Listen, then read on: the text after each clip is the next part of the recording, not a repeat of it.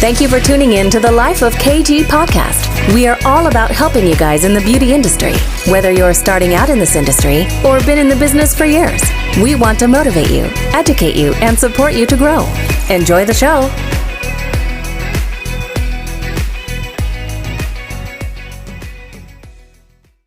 Hey everyone, welcome back to A Life of KG. So today on the show, I have Marie-Louise. And I first come across Marie-Louise in an industry magazine, and she was talking about her top tips for selling retail in your business. And as I was reading it, I thought it was extremely interesting. So I thought I would invite her on the show.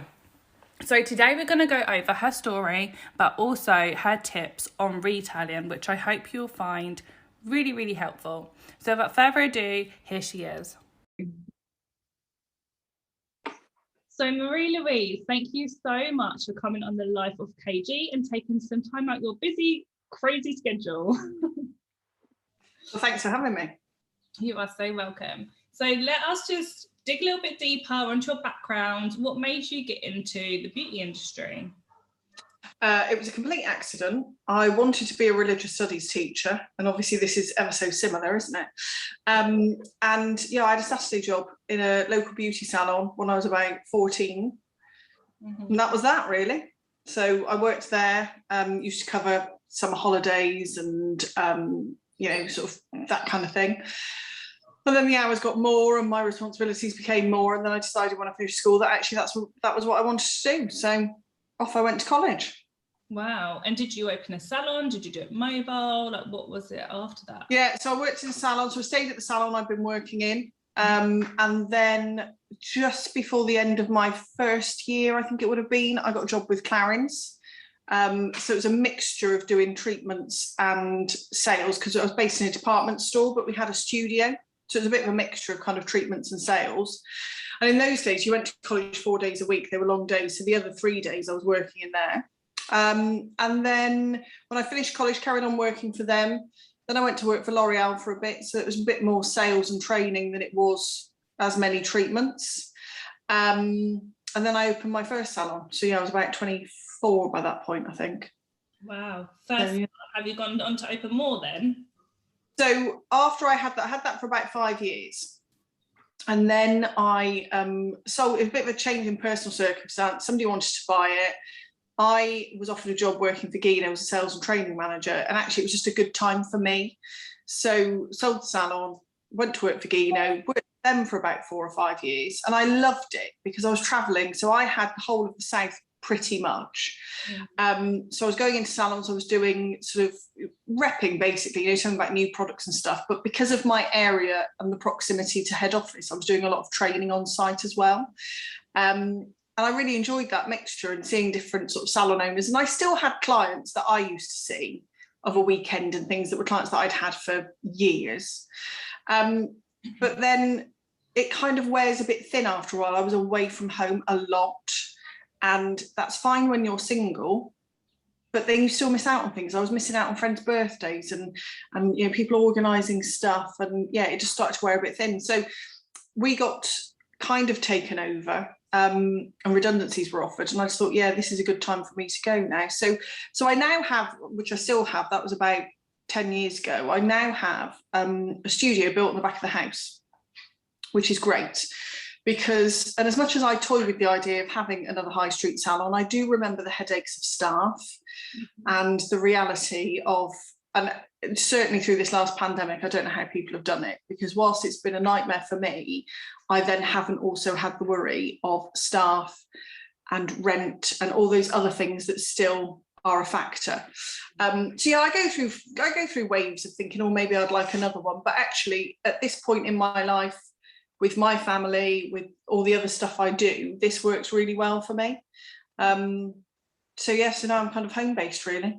Yeah, because when I look at you, your day-to-day does seem really varied. Like you're saying, oh, I'm home-based, but you seem to be on set quite a lot.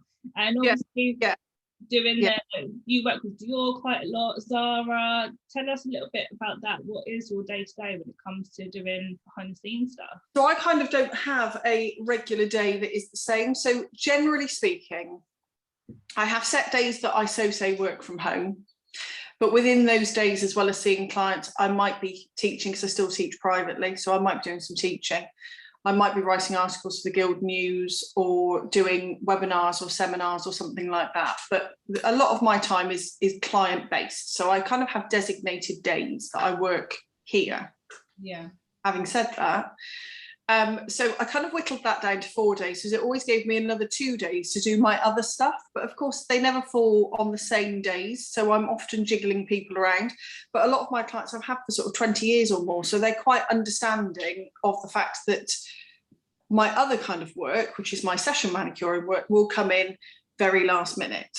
With COVID, we kind of had a little bit more notice because of having to be COVID tested. Mm-hmm. But quite often you can get a phone call I could get a phone call at 6 o'clock tonight asking me if I could be in London tomorrow. You know, it can be very short notice. And it's never the same place, it's never the same job, it's never the same days. It's always something quite different.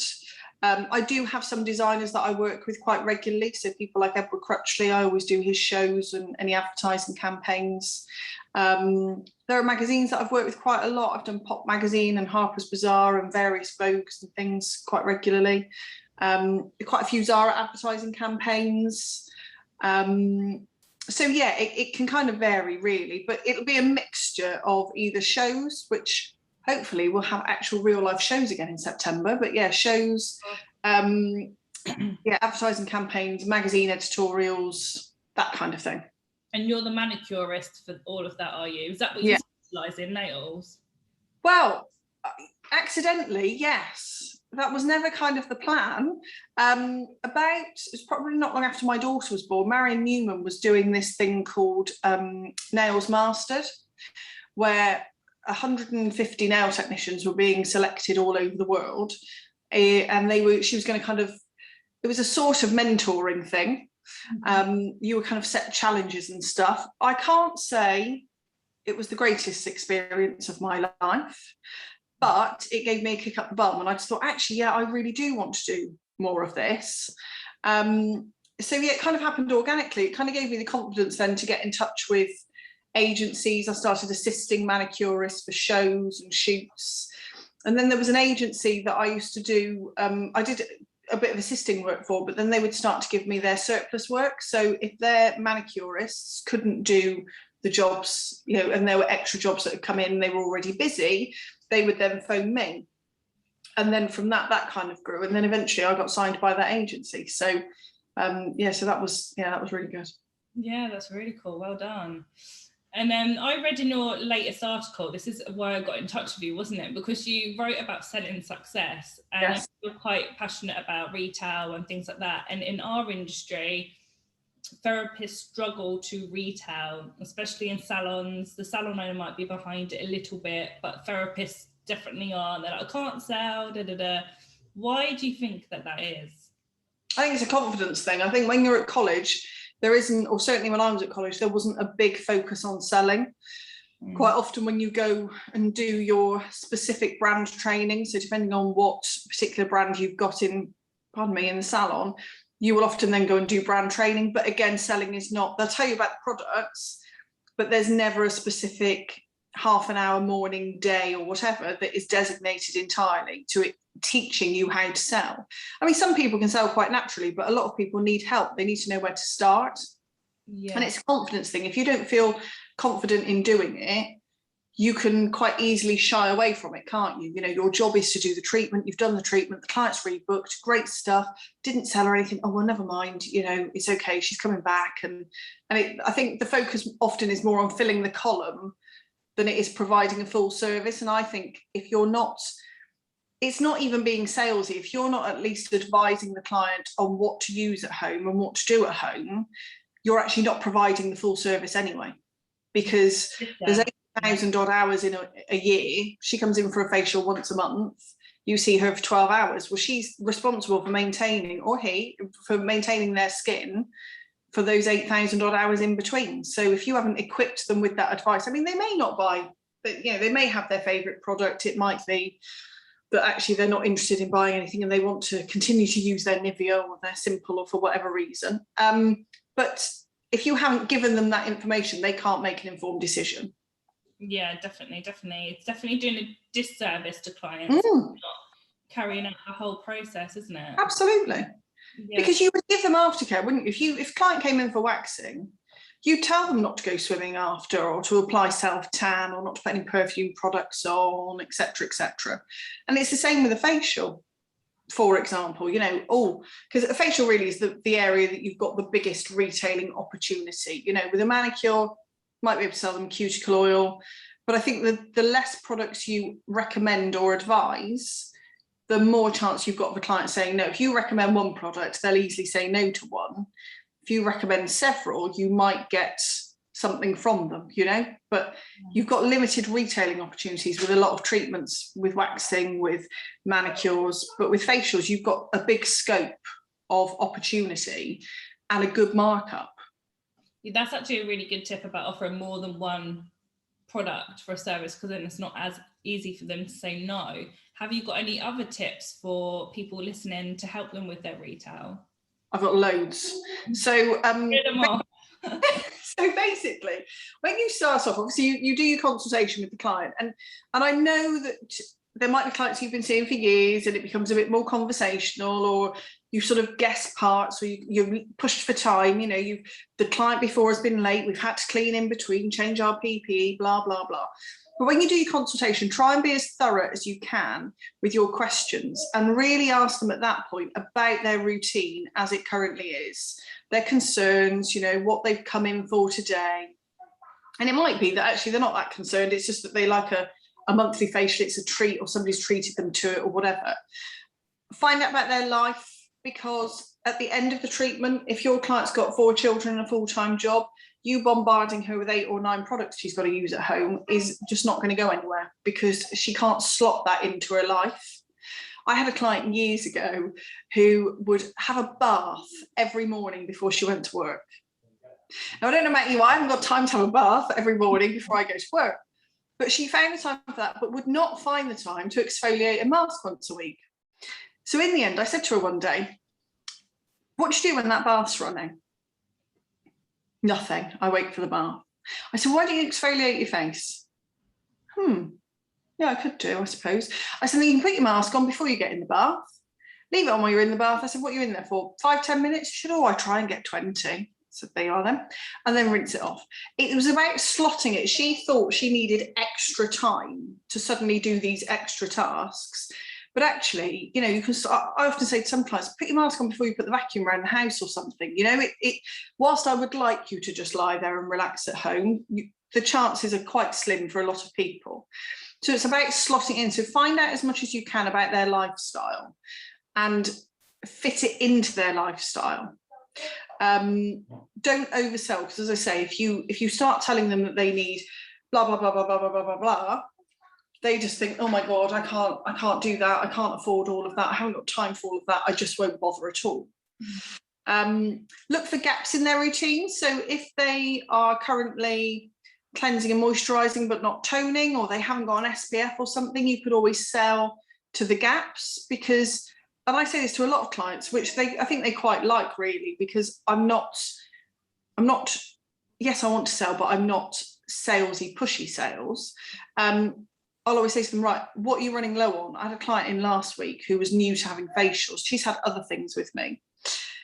And she's got rosacea, and she's been using these products and obviously not had a great result. So she had a treatment. I spoke to her about what she needed, but I said to her, look, what are you running low on? Because there isn't any point in being wasteful. If your client has just bought a new cleanser, there's no point in homing in on the cleanser because she doesn't need one. But it might be that she's running low on her moisturiser, or she's running low on her mask, or maybe she doesn't use a mask. So look at where the gaps are and sell to the gaps. Because then when she starts to run out of the other things, she'll then come in and say, oh, I'm now running low on my cleanser. What cleanser was it that you recommended? Because I've really enjoyed using that mask or night cream or whatever it might be. I would say to always focus on 4 products, because I think, as I said earlier, it becomes a bit overwhelming if you're talking about lots.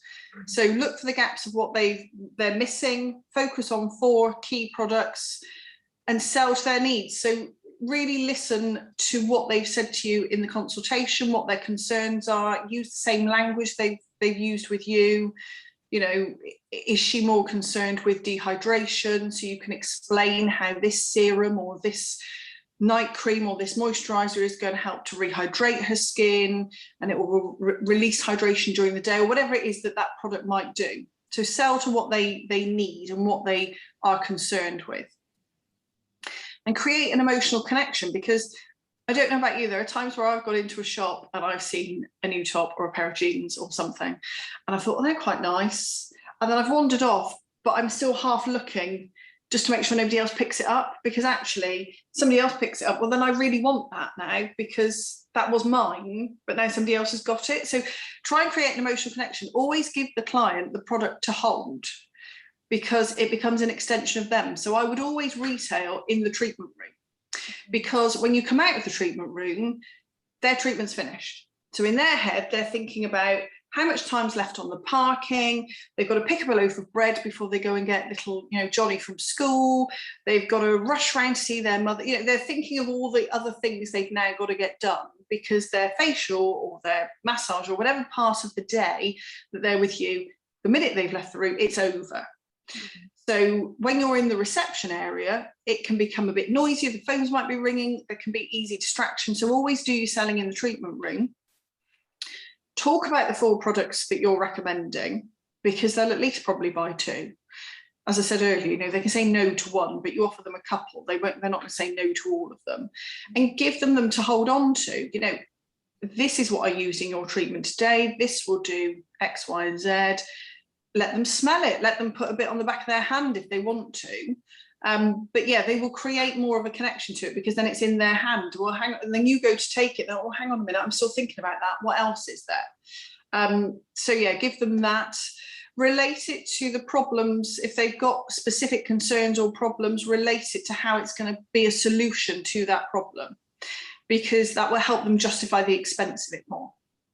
Because it's all very well me saying, why don't you buy this moisturizer? It's going to feel lovely and it's nice and it smells lovely, and isn't it great? Yeah, it's great, but it's £80, Marie-Louise. Do I really need it? Whereas if I tell them that actually this has got stem cells in it, it's got an active delivery system that will evolve as it goes through the skin and release each layer and layer.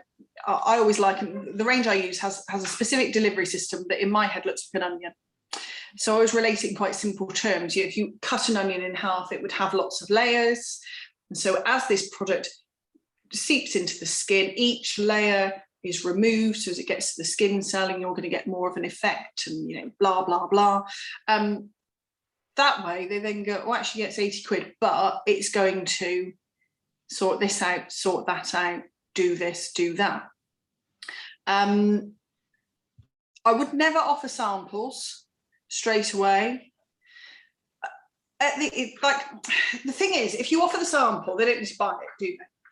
So you can by all means offer them samples of the bits they don't buy, but see what they're going to buy first. They might buy all 4, in which case you could give them an extra sample of a cleanser or something that you haven't recommended to them, because they've already got a full cleanser.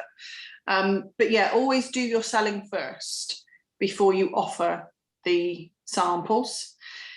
If you've got a prescription pad or some means of writing it down for the client, or one of the booklets that maybe the manufacturers have come up with, you could always write in the book or put an asterisk next to the products that you specifically recommend for them, so they can have a little look at that when they go home. They'll keep that. When I worked for Caren's, I had a lady who literally followed me. I've worked in a couple of different stores, and she followed me from store to store with this dog-eared piece of paper of a prescription that I did for her, goodness knows how many years before.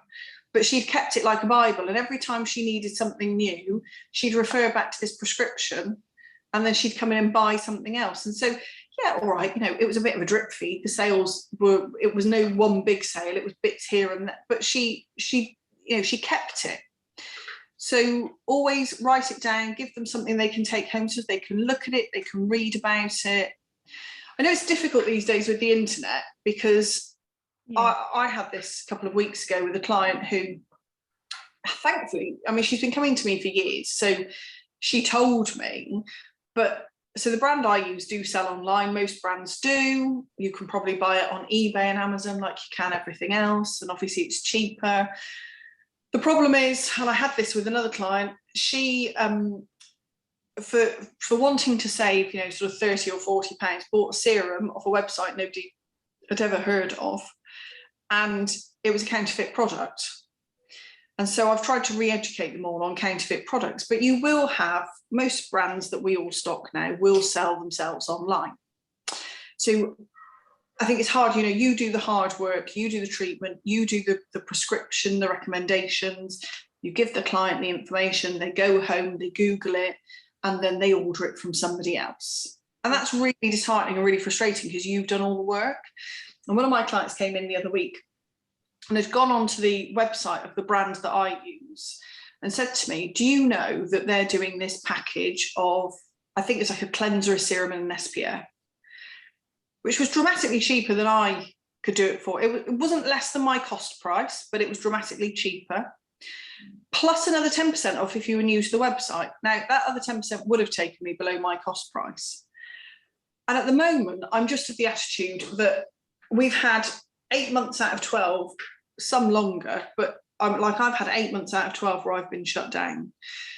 And I need that client loyalty. I need them to buy from me, So I said to her, well, look, let me get in touch with them and see if they're offering the same deal to salons. And she goes, I haven't ordered it yet. I thought I'd let you know. Because I'd rather buy it from you. And I said, well, I appreciate that. Thank you. So I contacted them. No, they weren't doing the same deal for salons. So I worked it out and I messaged her and I said, look, they're not doing the same deal for me, but, I'll do that price for you. Because I just thought, well, that product could be sat on the shelf for ages. Yeah. I've made a couple of quid out of it. Do you know what I mean? It wasn't much, but I'd rather her loyalty and she will then remember, oh, she was really good to me over that. And since, she's bought several other products, she's booked a course of treatment. And so it is difficult and you will come across the internet. And I think we can't police it. We can't do anything about it. So you either have to match it if it's not too ridiculous, or you have to maybe so I do a lot of treatment course combinations that include product. So rather than giving a discount on the treatments, I give the product in place of the discount. So they're getting something completely for free. That often works out cheaper than me discounting the treatment for me. And then it gets them using the product and then they repeat buy from me. So I think there's ways of tackling and beating the internet because it isn't going to go anywhere. And people are always going to look on it, aren't they? Definitely. And it's a really, really good way of adding value the way that you do it. I think people are very, very quick to discount. And actually, when you work out how much money you've not taken because you've discounted all of these services, like you said, if you just add that product in, if that client's never bought a product from you before and now they're getting this free product, I guarantee next time they'll mostly buy something again from you because they trust you even more to use a product that they've been home with. So now they're going to trust you again when it comes to retail ongoing. And they're going to use it because you've given it to them. It's, they've got nothing to lose. It was free. So they're going to use it anyway. Yeah. But yeah, I think I always look at, rather than, generally speaking, I won't discount anything. I'll add value to it. So if I've got a bit of a gap in the week, I might say you could have an added exfoliation and back mask if you have a back massage, which is costing me pennies. But it's not really taking me dramatically more time. It's a good markup on massage anyway. The client's getting more for their money, but I'm not underselling myself. I'm still earning the same, So yeah, I think upselling and adding value is always better than discounting. There was a girl on a Facebook page the other day saying that she charges £10 for a gel manicure and she charges, £8 for this. And I read it and she said, I don't really know whether I should put my prices up. And I don't normally comment on these things. And I said to her, you're not even earning a salary. You're not earning even the living wage. How did you work out your prices? Well, I just thought I should be cheap, she said, because I've only just started. But if you start that cheap, where do you go? It's so hard. And you're only going to, God forgive me, but you are only going to attract a certain kind of client, aren't you? 100,000,000%. As soon as you start discounting low prices, you will attract that certain type of client, which is okay if that's your target audience. But also when it comes to that certain type of client comes problems. Normally, when you do heavy discounts in the salon, and a new staff member, we've just had an apprentice on board. And so at the moment, we're doing obviously cheaper services because she's an apprentice. So I pre-warned her and said, you will have a certain clientele that come to you for these services because they're cheap. So she loved that she was busy. So I said, you love that you're busy, but what will happen is when we slowly raise the prices, because we don't do discounts at KG Salon ever, these clients will start to go and you won't be as busy. So we need to try and tie them in somehow to stay with you, but you will lose a lot of them because they want the discounts. But a lot of the time with the discount clients also come problems because they're expecting so much for the price that they're paying. So that's more than likely to get complaints with the ones that are discounted. If you put an offer out in a salon, you'll mostly find you will get more bad reviews. You'll normally get more people complaining, expecting more for nothing. Whereas when things are full price and a good price, believe it or not, that's when you get your 5-star reviews. That's when people see how much it was worth to have that treatment. So it is so much better to add the value than to discount and attracting that wrong clientele. I mean, I probably work less hours at this point now than I ever have. I earn more money. Exactly. Because when you talk to new people in industry or those that aren't minded like that, they can't see it yet. Yeah. They will see that they're just busy and they keep taking £10 an hour or £15 an hour or whatever that is. But I'm like, but if you price £50 for that set, you would have only had to do that one client instead of the 5 clients. Yeah. Like, it's all about working smarter and not harder. Exactly. And the thing is, you get to a point where there's only so many hours in the day. There's only so many hours that you perhaps can work or want to work.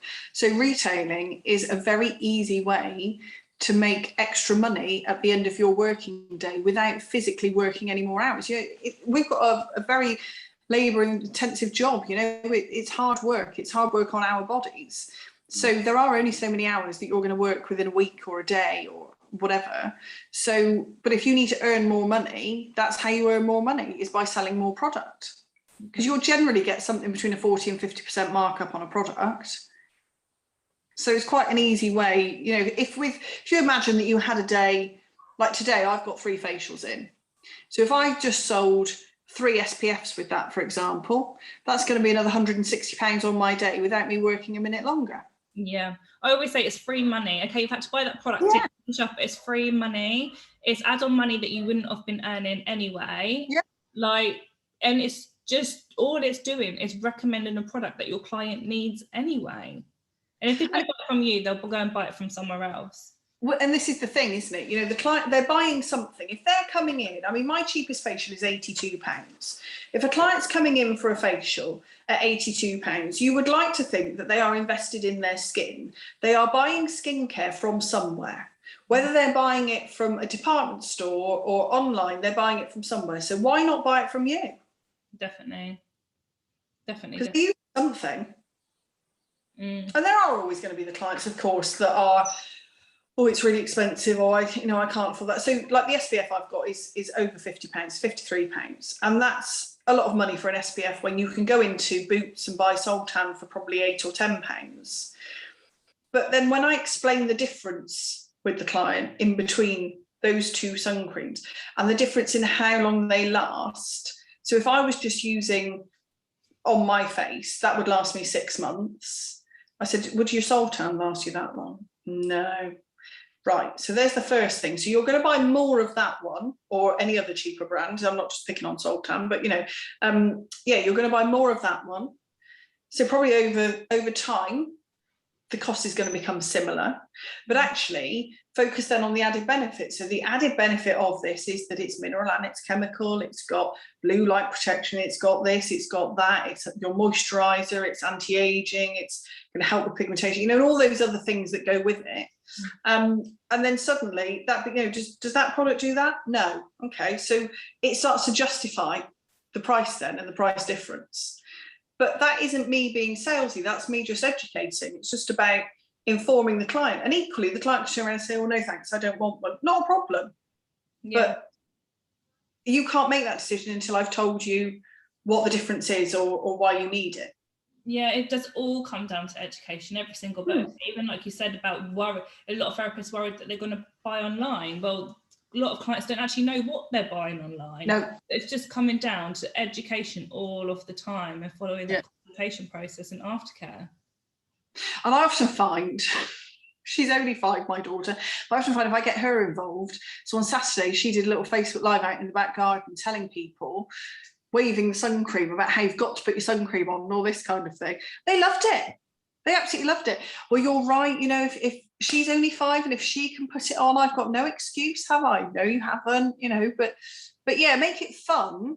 I would do, and Facebook and social media is also great for that kind of thing, because actually you could do quite salesy, I would always do it as a Facebook Live or something like that, but you could do quite informative and salesy things about products. So you're not actually selling to one person, you're just generally educating everybody. And it's a bit like chucking a net out to sea, isn't it? You throw the net out, you're going to get a fish or more in it, aren't you? Do you know what I mean? It then plants the seed in people's heads, and then they think, oh, and then when they come in next, they say, oh, I watched you on that Facebook Live and you were talking about this product, it sounded really good. It's that kind of thing, isn't it? And also, I suppose, remembering not to just sell to the client. So like you might have a client in for a manicure, and as I said earlier, you've got limited retailing options with a manicure, cuticle oil, maybe a removal kit if they're not going to come back in to have their gel removed, but your options are going to be more limited. But then equally, I remember a lady saying to me probably 20 years ago, and she was American, and she went, but gee, she's got a face, hasn't she? What's she using on her face? And I just thought, yeah, she's right, actually. She's coming in to me for a manicure, but yeah, she has got a face, the same way she's got feet. Do you know what I mean? What are they using elsewhere? They're more than likely to trust you as their therapist than anyone else anyway. Yeah. So definitely. I absolutely love that. Thanks, Marie. I reckon we could go on a rant on this for ages. Yeah, don't get me started. I'm good at ranting. But also we're going just quickly back to, obviously you said about education and going live and putting things online. If you're putting yourself out there as an expert and you're educating people, naturally they will come to you for advice. Naturally they'll come to you to buy that product because they're seeing you as the professional and as the expert that knows what's best for their skin or their hair or their nails or whatever that might be. So doing them small lives, which I know takes people out their comfort zone, but doing them small lives or doing a post on products and what the benefits are will help you in the long term if you carry on doing that on social media as well, just so you can set yourself apart from everyone else. Absolutely. And if you speak to your, generally you'll have your manual, won't you, from when you did your training. So if you're a bit, if you're not great with words and you just think, oh, I don't know how to word it and how to put what this does without kind of you being quite basic about it, you could always obviously refer back to your original manual. But I'm sure if you spoke to any of your reps or the head office of the brands you've got and just said, look, I want to do a couple of Facebook posts, really want to focus on this product or that product, can you give me some pointers? I'm sure they're more than happy to help, because actually the more you sell, the more you buy from them, it benefits everybody. Exactly. So yeah, always ask your rep or somebody at the company if they'll just help you put together some things, some images, because they'll have professional images of the products. So rather than you just taking a bit of a picture on your phone, I think pictures in your treatment room and things look lovely. But if you're worried about, oh, does it look right and is it very professional, ask the brand. They'll have proper, sort of photography of their products, maybe with a model, maybe without a model, that you could then use to put with your post. Because I think if you're going to do it as posts on Facebook, you need a picture and you need the writing, because the picture often will attract the client's attention in the first place. And then they think, oh, what's this? And then they'll start reading. You don't want to make it too overwhelming. I put it in bullet points. Rather than paragraphs and paragraphs, I would just put it into bullet points. This is what this does.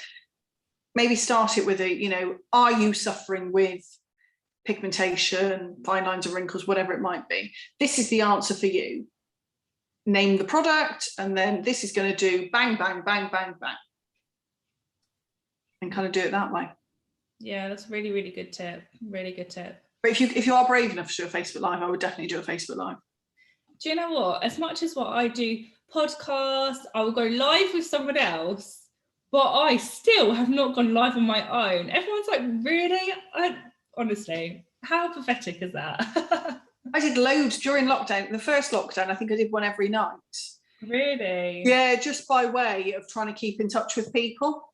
And then then we came back to work, and so then I said, I'll do one every Sunday, and that's carried on up until probably about the last 3 weeks when I've just been busy with other stuff. And I'll say to clients, let me know if there's anything in particular you want me to talk about. Sometimes if I've been giving myself a facial peel, I'll just do that as my Facebook Live and demonstrate it on the Facebook page, And it's interesting how many people have been in who have other things, who have now since booked a facial peel or whatever it was that I demonstrated that they'd not had before, or bought a product. Oh, you were talking about that the other day. I'd really like to try it. Because often they come in, and like I say, the client might come in for a manicure or a pedicure, but be really interested in particular skincare that you've got. But because you're doing that service and you're talking to her about a day or a week or a holiday or whatever's happened, the opportunity often doesn't feel like it naturally arises for you to then talk to her about a product for something else. So yeah, I would always maybe even have a product of the month and do a Facebook Live once a month about, this is our product of the month. It might be related to the season, or it might be related to something that you've noticed, like since people have either had COVID or the vaccine, there have been a lot of changes in people's skin and so on. So it might be more related to that. We've noticed a new trend of such and such. Yeah, you can make it quite generic, can't you, to everybody, rather than feeling like you're selling to one. Definitely. Well, Marie-Louise, you have given loads of tips. I'm sure that's going to give people loads of food for thought and how they're going to move forward in their salons. So thank you very much for that. Where can people find you and connect with you? So I'm on Facebook. The salon is all about me. The me's for MI. I'm on Instagram. I generally use my MLC nail artist one on Instagram, I'll be honest, which is like my portfolio of all the nail work and stuff that I do at various shows and shoots and magazines and things. I'm on Facebook as Marie-Louise Costa, if anybody wants to connect with me personally. I think that's probably it. That's enough social media for me, I think. Oh God, isn't it? It's just so overwhelming, and it was another job to keep up with, that's for sure. Absolutely. I understand why companies have complete departments just to do their social media. 100%. We're in the middle of doing that, so definitely. Oh, are you? Yeah, definitely. Oh, thank you so much for coming on today, giving up your time, because I know you're super busy, and we really appreciate you just giving us all your tips for retailing. Thanks for having me. If anybody's got any questions, obviously, just find me and shout, and I'll happily help. Perfect.